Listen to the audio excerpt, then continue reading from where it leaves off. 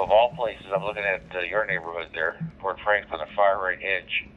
And I got it set, so it's showing me wind flows and wind currents, as well as radar. So it's showing me tongues of snow northwest coming down from the northwest and the north of me. It's not coming down my way. It's coming down toward what we used to call Metropolitan Beach. It's here in Clinton. But it's coming all the way from the other side of the state over by Bruce, who I still have not heard. Calling Bruce on Fusion. I've been taking my HT and putting it on, using it downtown, connecting it up to the WM-Connect, West Michigan Connect. Calling, and I don't got, what's his name, Andy, at HUB down in Grand Haven. I'm not sure, I think Grand Haven's kind of south of where Bruce is there in Cutlerville. So I know that's working, and I've been calling him on Statewide 1, don't get an answer there. Calling him on D-Star here on the Bro Repeater, because that connects up all over, reflector 24 Charlie, so it's pretty much going through the state. But it's kind of like he's giving up ham radio or something, or our hours aren't lining up. That's all. Could be that too. Anyway, wind-wise, it's showing the flow west to east, right across the lake. It's like the wind is coming from Port Huron and all them kind of places, Lexington, and going straight across the lake to your side. And other than that, I don't see anything unusual or strange there in Port Frank's area either. But swap tomorrow, Hazel Park swaps tomorrow. I'm not going. It'll be 9 above zero wind chill by tomorrow morning, and I just know somebody's going to take a spill on it and hurt themselves. Somebody that's a little older does not need to fall on this stuff hard. I just took the dog out, and I was down when I financed. I didn't realize it was snowing again. I went to take her out, and there's another quarter inch of snow. Well, that's what's happened to my dog. It's dry or wetted, frozen on half the side of the walk. But now there's another quarter inch, half inch on top of that again. So you can't.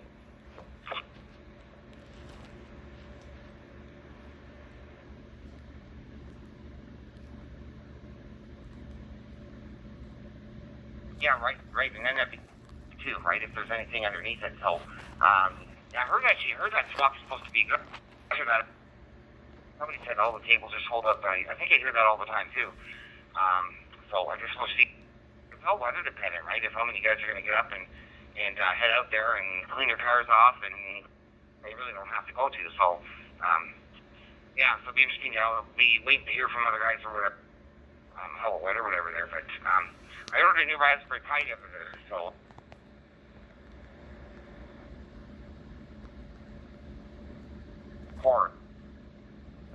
The price was one of those there, so I bought. Yeah, it's amazing how quickly at $35 I've placed to $70 because free shipping. So it's it's like $10 to ship it, and I bought a case for it and some heat sinks for it, and it came out at about ended up coming out at about $62 or $68 every time.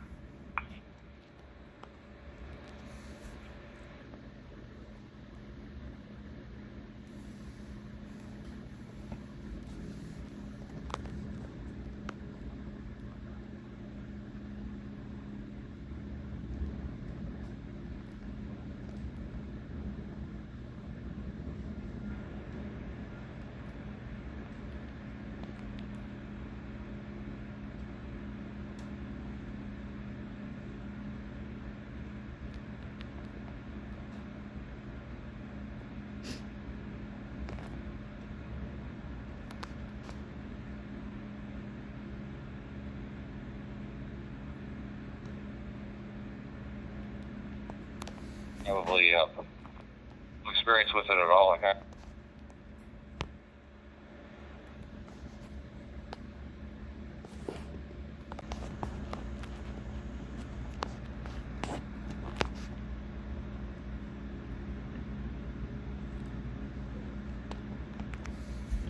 DA3 PPY. Never heard of you, but he wrote down your call. Of course, Jay. I guess Jay's going to the swap tomorrow. In fact, I think Jay went over to Windsor and picked up VE3 MPH there, John. So I think John is now residing tonight anyway at Jay's house just for instead of taking off early tomorrow for the swap there. So I guess they'll go there. Jay, sometimes John and sells some stuff there. That's how I met him there. I knew him from before, but I mean, but at the last swap that we attended, he had a little element up there at the table, and I guess he was selling those assembled boards or something such like that. You probably put your own calls on.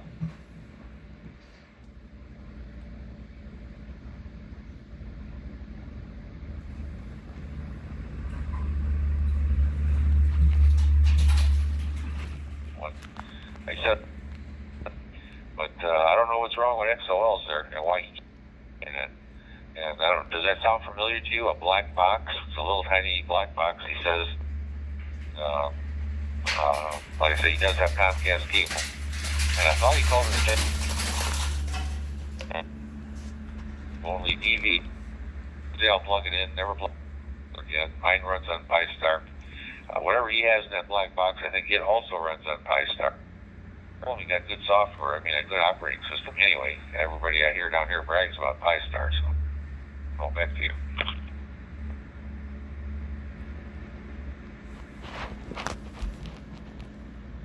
Yeah, a couple nights ago, actually, I was talking to Steve, GFF, KDA GFF, and Jay was on there as well. What do you know about hotspots? And I'm going, well, what do you want to know or whatever? So he mentioned that call. I did write it down. I said, well, I'm on QRZ. I got an email address. Email me. I'll send the guy my phone number, and we can do it. You know, I mean, I call the states for 4 cents a minute. So if he hasn't got a cell plan or a phone plan or whatever, I don't care.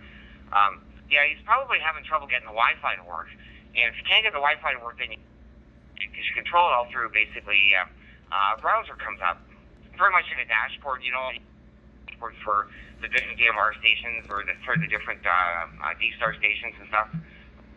Do all your controls through there. And but if you can't get in on the Wi-Fi, then you can't control the that's where I suspect his problem lies right there, is getting his Wi-Fi to work. Back to you.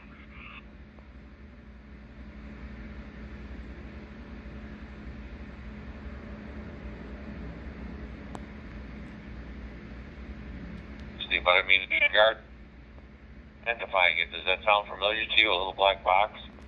It's called a jumbo spot, or is that one of the ones you have? Or because I know you've got various kinds.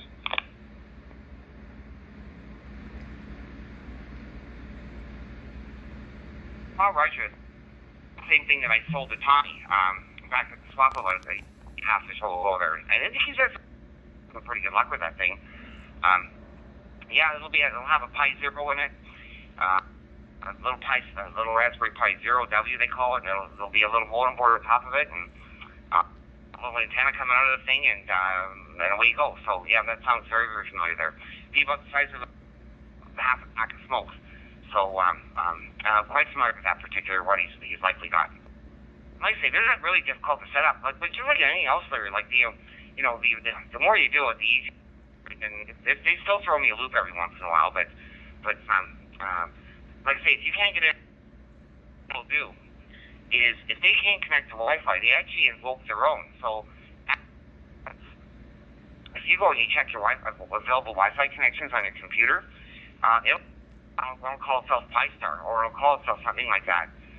So it's saying, help me, because I'm now going to become a hotspot. So then you actually connect to that wirelessly, and then what you do, browser address, Pi-Star local, and the thing will start talking to you. So basically, you and it are your own little Wi-Fi network there, and then you can put the Wi-Fi password in, and then reboot it or whatever, and then network there. That's how I've done it sometimes before. Another time, you can do it with a Cat5 cable, but they're hard to do that because they don't have Cat5 connection to them. But I've always had success doing it. So let's say after, I think it's 3 minutes, if they can't connect to something, then they actually become their own little tiny hotspot. Over to you.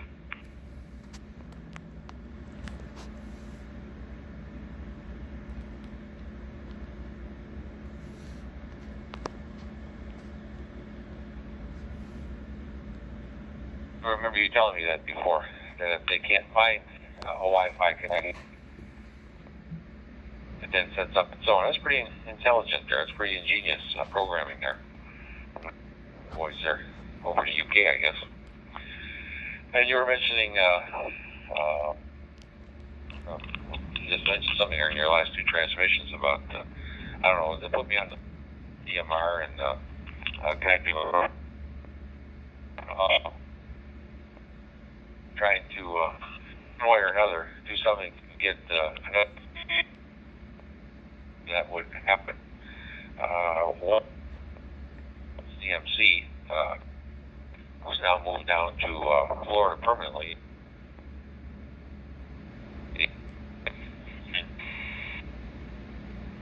Someone had programmed into it before. Yeah, I think it hasn't been on the internet since the GM swap. When was that? March, April? So that's the way. Putting another repeater on would be a new DMR repeater, which would require a new frequency pair. And I don't know if they would still slave that one over to W8CMC, because in the old days, before there was D-Star here, on the Warren repeater DMR was slaved over to Collins. He was like the main. But since DCI kind of dropped this here east of the Mississippi, he said, we don't want nothing to do with you guys. Well, then attached to a server over in New York or New Jersey, a K2 guy, something or other, KB2, I don't know. So, I don't know what they need to give them impetus here. If they need a cash, I'm just a retired guy. I don't have $1 million to give somebody, but I'm willing to pay a few a working DMR repeater. Detroit's a major city. We don't have one DMR repeater. Come on, give me a break. And I'm not saying we don't have any. Yes, we got MI5. Fred's system is phenomenal.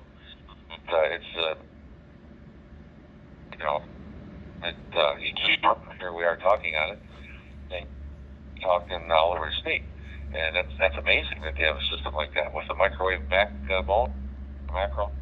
But what about the people that want worldwide, North America, and all that stuff? Well, Warren's gone forever. I mean, you might as well say that, because that frequency pair now is decent. So the DMR is gone, and Colin there went to Florida, and the machine is on the air, been on the air for months, as a local machine. Pick a number. You and I can go to right now or worldwide, and you and I can talk in the same time slot. But only you and I are hearing it. And you're going no blue. Anyway, the pro guys are constantly working, specifically Doug there, 88DP. I guess next week, it hasn't been released yet and turned on, but I guess next week they've gotten an okay, I guess, from whoever, Brandmeister, TGIF, whatever you want to call it. And you use, with your hotspot there, you'll be able to use 3126, which is Michigan. 31, and you'll come out here on the rural repeater in D-Star.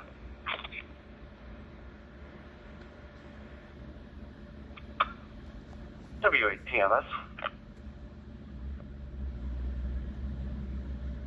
Thomas, long time no here. W8TMS and ADSD A3PPY. I don't know if you're mobile and coming home from work or whatever, so we'll turn it over to you. Go right ahead and then give it over to Dave there, VA3.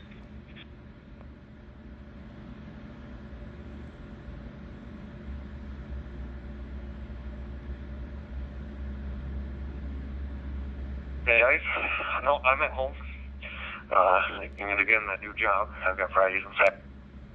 Actually thinking about going to the swap this morning. I originally wasn't, because I thought I heard somebody say half the space, maybe a quilting or a coin show on the other half, but I did something I don't normally do. Went and saw the Bad Boys movie over at Grand Link today, and actually just finished up doing my taxes, so bought me this MD UV 380 and programmed it up using a duplex MMDB, playing with adjusting the time slots and whatever. And so just finished up my taxes, hit the Brandmeister last heard Dave on statewide one. So and come on out and say hello. I know it's been a while. W8